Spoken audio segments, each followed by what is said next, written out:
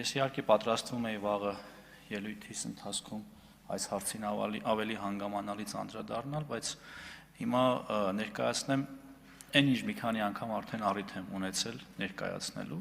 Նախ պիտի խոսեմ նրա մասին, որ պաշտպանական ծախսերը սկսած 23 թվականից էապես աճել են, այսինքն 23, 24, 25 եւ արդեն նախատեսվող 26 թվականներին իրականացվել են եւ իրականացվելու են աննախադեպ ծախսեր։ Սրանք էապես փոխել են այս ծախսերը մեր հնարավորությունները, խոսքը վերաբերում է եւ բանակի կարիքների,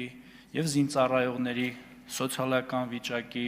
եւ բազմաթիվ այլ հարցերի, այդ թվում նաեւ սպառազինության եւ ռազմական տեխնիկայի ձեռքբերումների, ինժեներական աշխատանքների, այսինքն այն ամբողջ աշխատանքը, որ արվել է այս տարիների ընթացքում, հնարավոր է եղել մեր կառավարության հատկացրած զգալի միջոցների հաշվին։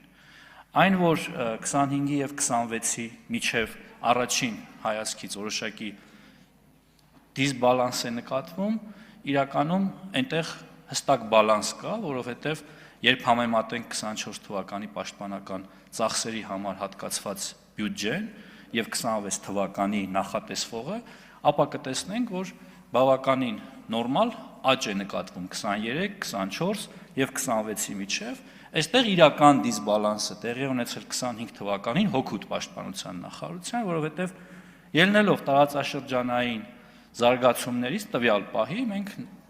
նախընտրել ենք ապագայի ծախսերը կատարել 25 թվականին, որի արդյունքում էլ տեղի է ունեցել այս առաջին հայացքից խզվածքը, որը իրականում որևէ արտասովոր բան չէ, այլ բնական գործողություն, որը արել է ադեկվատ կառավարությունը։ Շնորհակալ եմ։ Շնորհակալություն, պարոն նախարար, կարծում եմ մեր քաղաքացիները լսեցին եւ առիթ ունեն անհանգստանալու, հատկապես այն քաղաքացիները, որոնց որդիները ծառայում են հայկական բանակում։ Շնորհակալ եմ։ Եվ հավելեմ նաեւ, որ եթե մեր քաղաքացիները ծանոթացել են վարչապետի հայտարարությանը, ապա նրանք կարող են կազմել խմբեր, դիմել համապատասխան հասցեով, նամակ ուղղել, եւ այդ խմբին մենք կարող ենք ծանոթացնել մեր տեղական եւ նաեւ ձեռք բերված սպառազինության միջոցներին։ Շնորհակալ եմ։